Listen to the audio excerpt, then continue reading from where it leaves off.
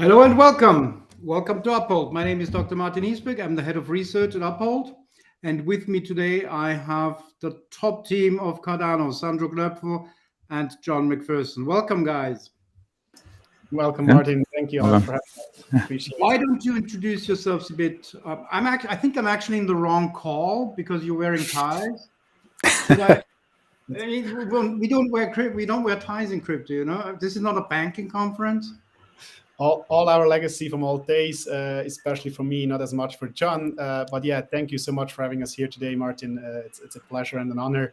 And happy to quickly introduce ourselves. So my name is Sandro Knöpfer. I've started in traditional financial industry. No wonder. Back in 2001. Was working with UBS, one of the large universal banks in Switzerland, and started 2001 processing payment slips, and worked front to back through different departments for 9.5 years, of which of the last 5 was within the investment banking on FX exotic options. And in 2010, I decided to join or to take a new challenge on, and I went to Saxo Bank, which is a Danish online investment bank. I did some process optimization, but also looking for building institutional business development, so building FX boutiques, CFD houses, robo-advisors, and implemented white label solution with private banks. And after that 5.5 years, I spent another 5.5 years with SIX, which is the Swiss market infrastructure provider. So working for the exchange and the security servicing, ensuring that banks accessing the exchange and are capable to actually adhere to all the regulatory requirements in Switzerland as a CSD, but also globally as an ICSD. At the top, I think we served 64 markets. And at SIX, actually, back in 2018, the SDX, the Swiss Digital Exchange, has been announced that it's going to be that SIX actually will launch a digital exchange, which was actually built on R3 Corda, so a private permissioned blockchain, and was involved there, had a lot of discussions with the team and how we can actually implement this and get this up and running, and saw a lot how blockchain can increase efficiency, but also by digging into blockchain, seeing how much blockchain really can do and what the real impact and the positive change is of blockchain when we look at other industries and how we can serve all those 2.5 billion people without a birth certificate, as an example. How can they get inclusion into financial services, education, healthcare, all those beautiful kind of things brought me at the end of the day to Cardano Foundation, where I made this kind of paradigm shift from working for this very centralized CSD to this decentralized world, and actually with the mission to have a positive impact into the world. And it's a pleasure to be in this community. I've started in December last year with the foundation, and as said, head of financial and regulated institutions, so overseeing all the regulated banks and exchanges with the financial market authorities to bridge traditional finance into blockchain, but also overseeing the partnerships on the enterprise grade solutions. So happy to be here. Sure. Hi, I'm John McPherson. I'm our senior DeFi relationship manager at the foundation. I'm an old school crypto guy. I think I first joined Toronto meetups maybe around 2012, early 2013. Just checking out the space. It was like early crypto. Just seeing that grow. I switched over into compliance, so I did crypto compliance for a few years there. It was a very interesting time with regulators in the States. I made the switch over to director of the Pivx Foundation. Before this, it's a privacy-centric project. And I found that there was just battles you can't fight on a market cap that small. So I saw the opening for Cardano. My friend had sent me it, and I thought this is absolutely perfect. We're able to take that technology we're trying to build before and do it on a much grander and larger scale. So that's really what brought me over to Cardano. Thank you so much, guys. I pick up 2 things here: institutions and compliance. So first on a compliance, they make you wear a tie, right, John? If you come from the crypto side. I know the Swiss, they make you do things. Compliance is the mot du jour. We are all talking about compliance. Uphold is, I think, probably the most compliant digital asset company out there, service provider out there. You can actually go to our website and see our assets and liabilities in real time. That's I told this to some institution. They said, why would you do that? Then one day soon, you all will have to do that, right? Exactly. We can't have people lending out their funds. We have to be compliant here. The other thing, institutions, I just came back from New York. So Uphold has an institutional office, an institutional offering that is based in New York. And I spoke to hedge fund managers and private clients and trust fund managers. And I'm going to throw you a curveball here. Some of them came back to me and said, what's going on with Ethereum? They're moving from proof of work to proof of stake. Why did they invent proof of stake? So they say, hold on a New York minute. They did not invent proof of stake. Tell us, who invented proof of stake? Satoshi Nakamoto, as far as I know. No, proof of work. So as far as proof of stake, Ouroboros, Cardano's protocol, is really the first mathematically sound proven proof of stake consensus algorithm. Correct. 100 points. So very big fan of that one. So Ouroboros, I think, is a great showcase of Cardano's technology as well. How does your proof of stake compare with others? We've got different types of proof of stake, right? Yeah, so it's depending on the model. When you look at proof of stake, there are some proof of stake consensus mechanisms which require you to actually pledge your assets to a stake pool operator, to lock them in for a certain time of period, and then actually get the staking from the stake pool operators. While Ouroboros works different. So the way it works is you have a delegation key on your wallet, and by delegating your assets, the assets never leave your wallet. So you only delegate the key, and the protocol itself actually distributes then the calculated rewards, and not the stake pool operator. And that is a big difference when you look into some liabilities, some compliance and legal cases of what role does a stake pool operator plays in a sense of asset management or cash management. So just for the sake of completeness, we call that DPoS, delegated proof of stake, right? Where are we with Cardano now? Give us the state of Cardano. We had our last webinar with Veritree back in November. Didn't have restreamed that. Now you make this. We're going to bring in a much better user base, much broader user base. Give us the state of Cardano. Where are you now? Sure, and we are. Go ahead. Oh, sorry. Yeah, we are actively building towards our Basil hard fork. That comes up soon. We don't have an exact date, but that's going to open up a lot of stuff for our throughput and DeFi space within Cardano, make things easier for developers as well, which is going to be really, really nice. And now we're ushering in the age of Basho on the Cardano chain. So it's not what the completion are these ages of Basho, all about? I read so much about the age of this, the age of that.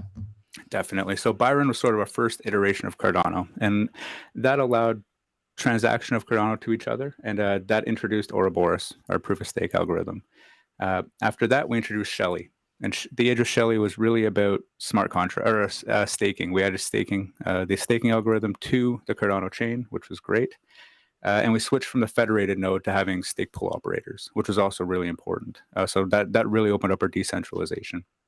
Goguen was really about scaling. Alonzo was our smart contract capabilities. That one came into play, and our UTXO-based blockchain came into play with that one as well.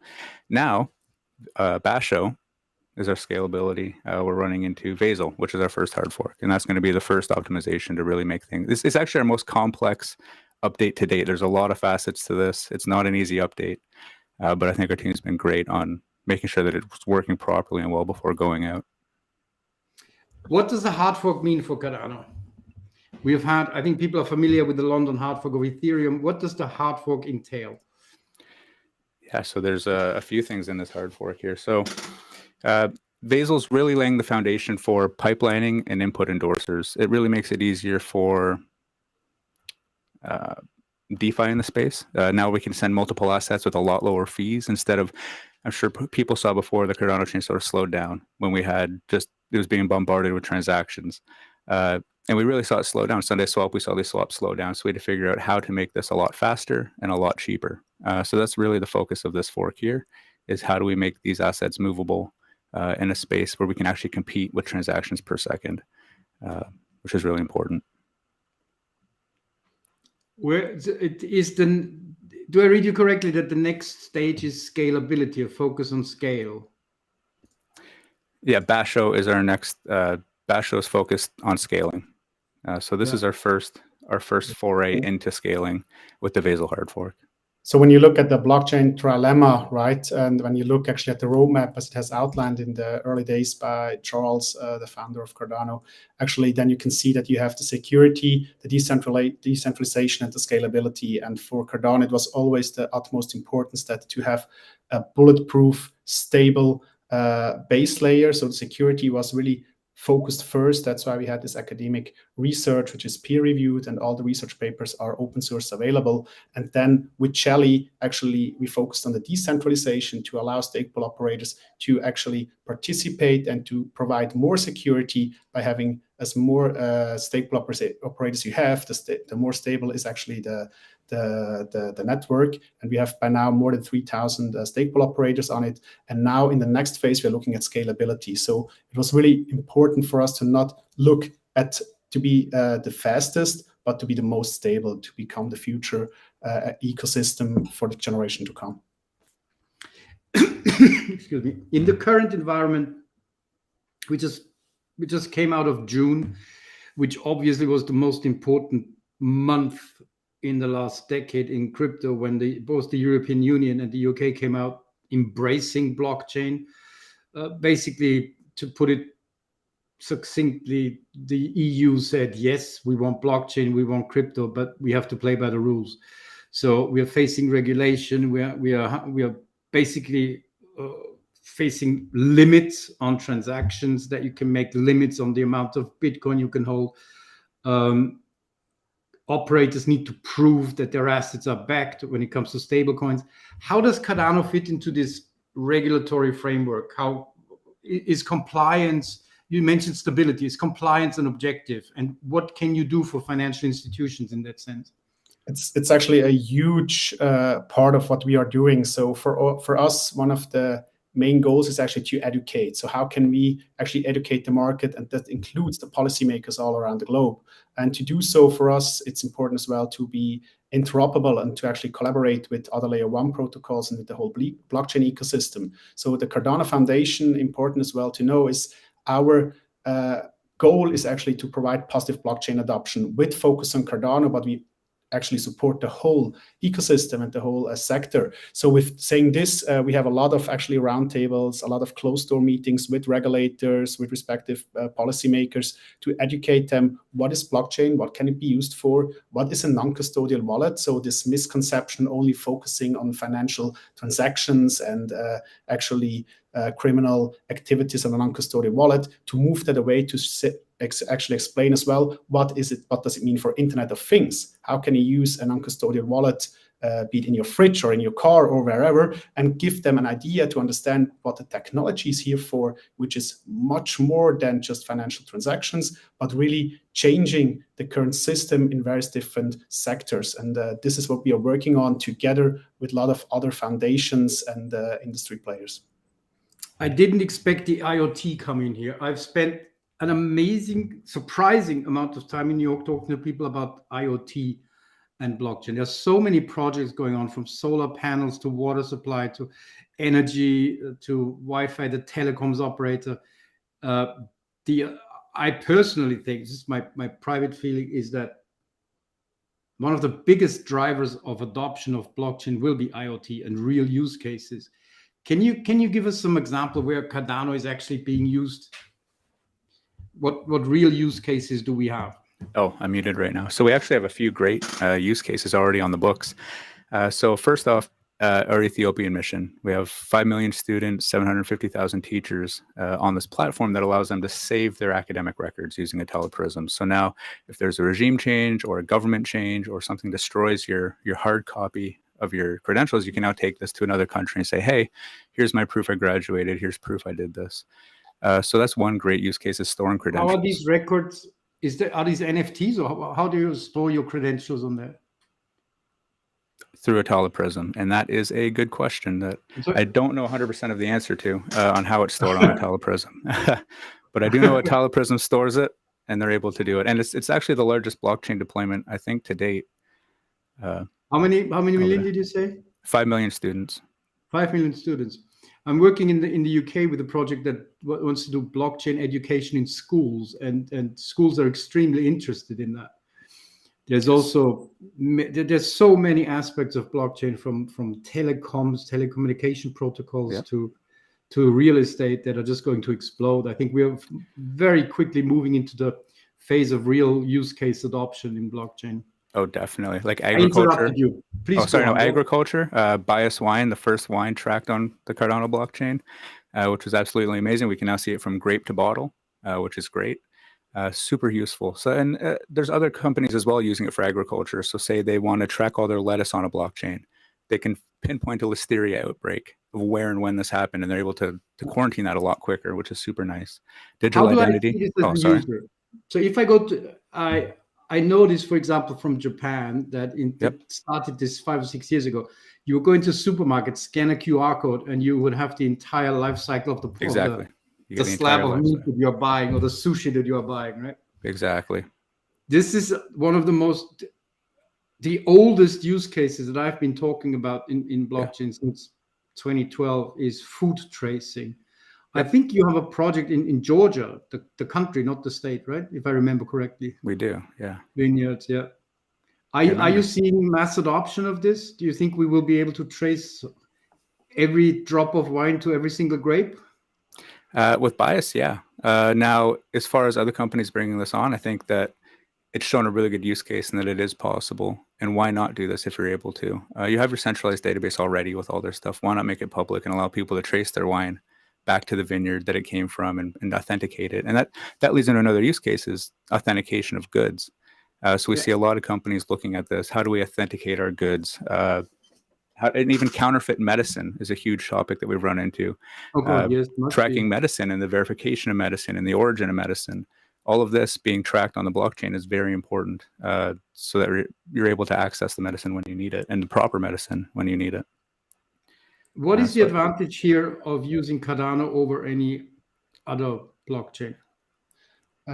Just quickly back to your question around the mass adoption. So just to give you some hints, there will be mass adoption coming based on this Georgian actually use case with bias wines. There are discussions around the government to actually make this spread this across different vineyards and so on. So there is actually a lot being built right now and discussed. So there will become a lot within the next coming months on this.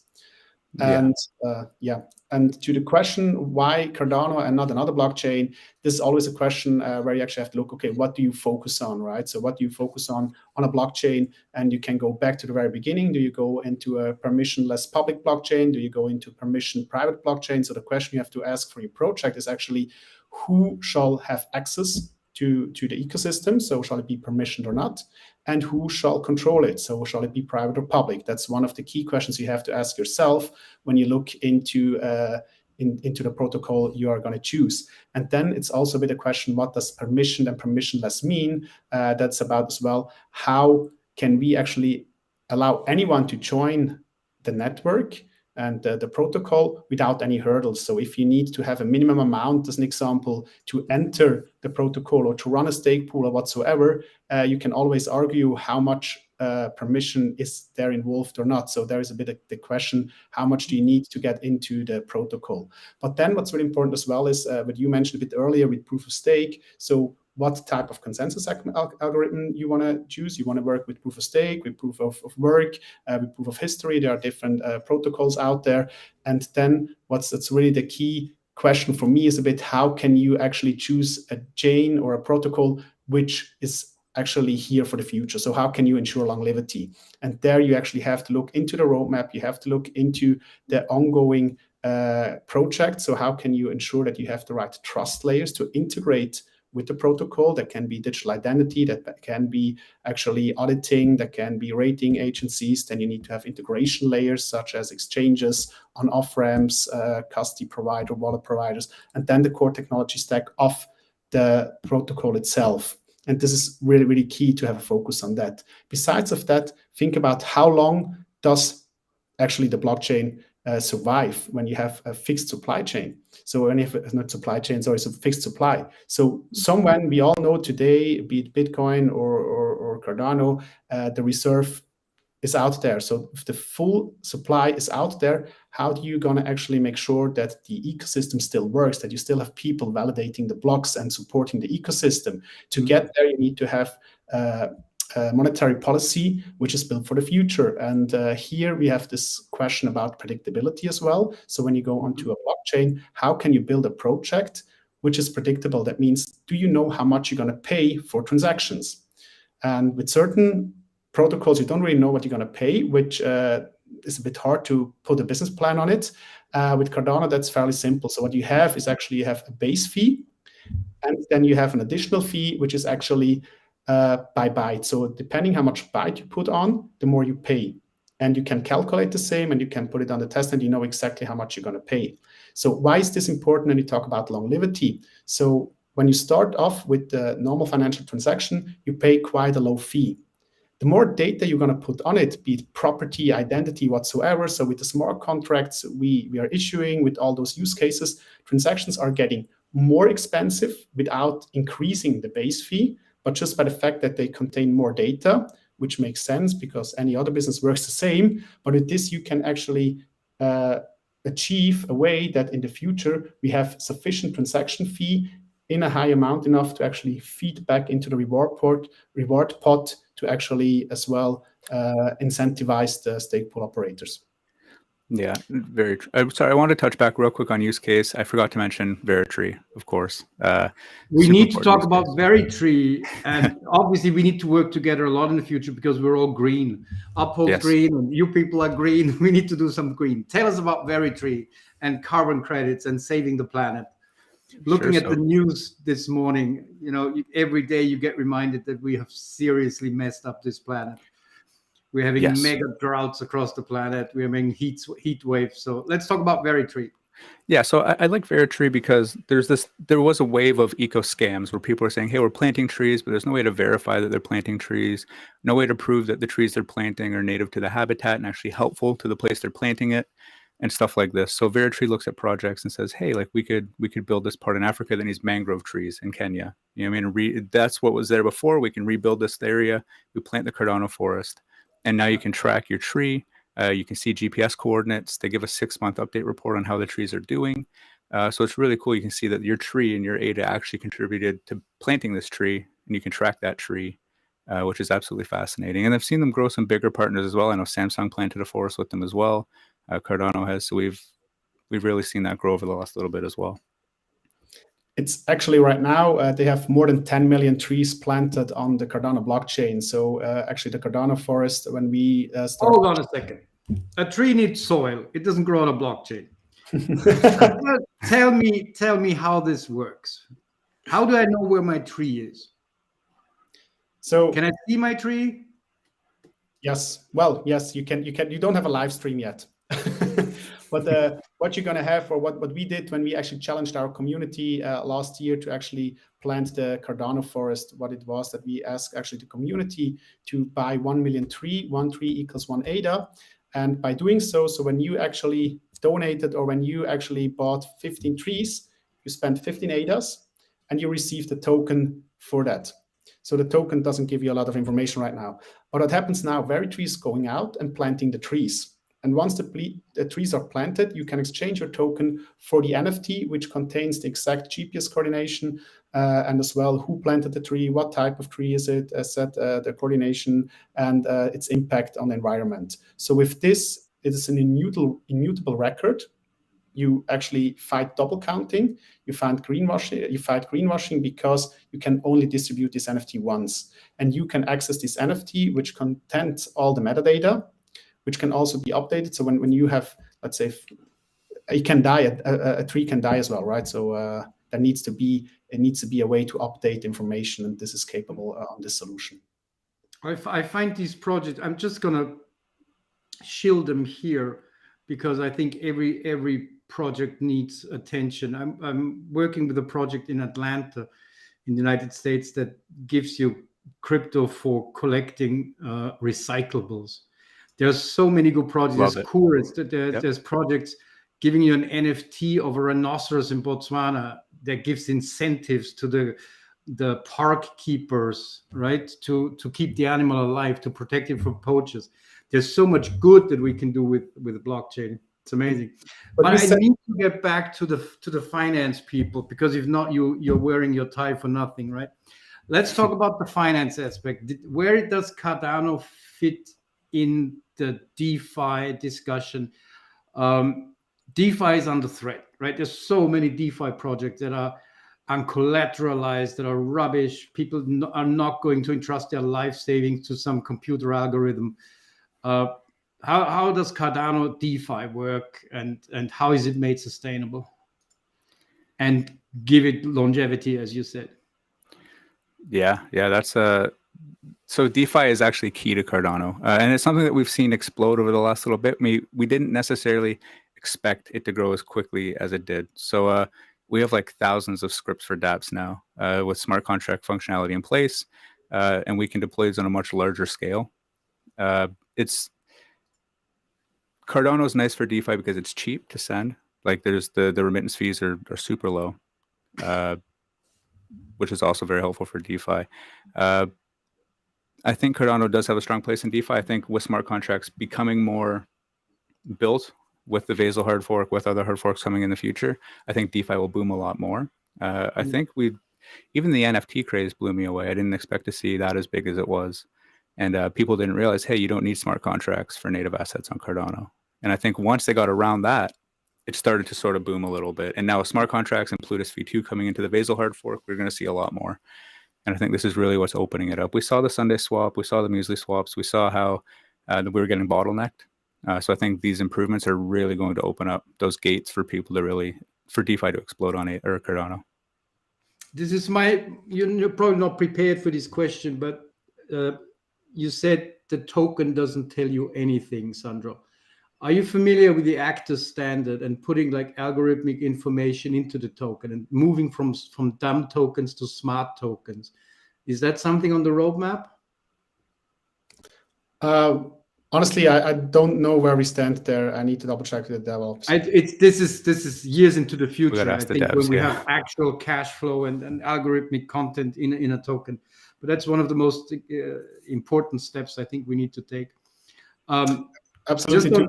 Follow just on the roadmap. I cannot tell you where we are at this moment with it. Yeah. Just funny that you talked about longevity. I had a conversation in New York with one of the biggest hedge funds, and he just told me, give me 15 crypto projects that will be around in 7 years.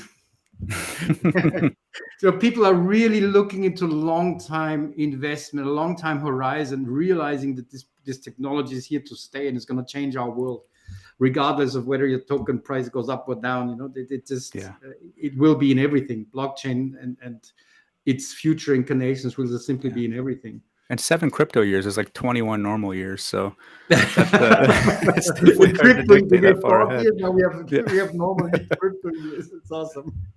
So what's really important here is when you look at the blockchain technology, right? So what is the big issue? What's one of the reasons why it even actually came out of the shade is actually there's a lack of trust.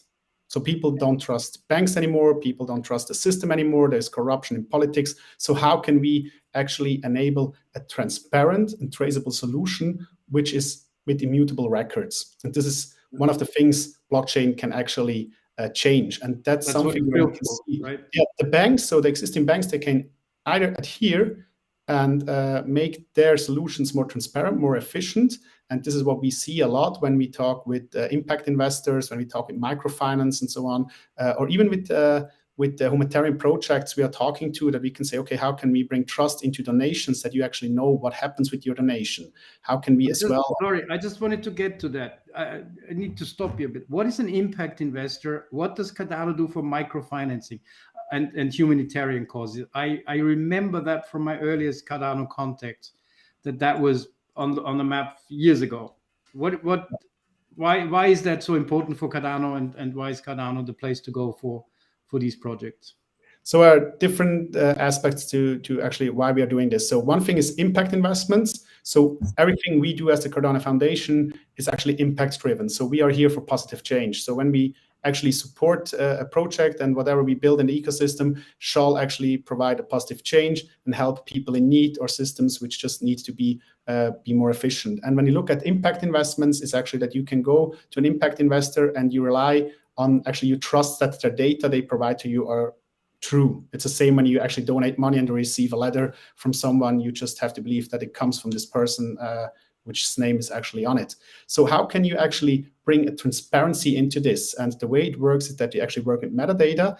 And with an impact investor, what we are looking at the solution right now is that we go into an emerging market, that you look at renewable energy, and you go down actually on the ground to the company and measure the energy which is being produced, the energy is being consumed, and what is the overlay, and actually bring this back into the investment report, that actually people who buy an impact investment see what is the impact on the ground and the company they invested in. And this data will come from the source, will be audited, and will be put on the blockchain in an immutable way, so no one can change it or actually play with the numbers, because one of the old sayings is that never trust a statistic you haven't actually changed yourself, or however you want to call it in English, and it's a German saying. But yeah, so we try to bring this trust into it, and that's the same on the charity aspect. So with Save the Children and the Kumbe Hub, we looked at the solution where we said, okay, how can we enable donations in crypto? So when you hold an ADA, how can you donate ADA to Save the Children? And we enabled actually an off-ramp with the Kumbe Hub in Rwanda, that you can donate ADA to Save the Children. And from there we are looking now at various different projects. So how can we establish this into nurseries, that you can actually see where is it being spent on, or where is it being used on? And there's a lot of discussions about how far can you go actually within such a project, because as you all know, there is a certain, let's say, the more you disclose, the more questions is being raised, because obviously all these people need to be paid as well. So there is a bit this question, how much provides trust and how much does actually raise questions? And this is a lot of things we're going to look at with various different humanitarian projects. We are working a lot with the United Nations as well, and help actually to provide new funding models for them to have a more sustainable funding based on blockchain models. And this is something for us is key, because it serves the need of blockchain. Why do we have blockchain? And it actually helps as well to build on a positive impact, a use case, which then can translate in various different industries, such as the luxury goods. When you think about this NFT project with bias wines.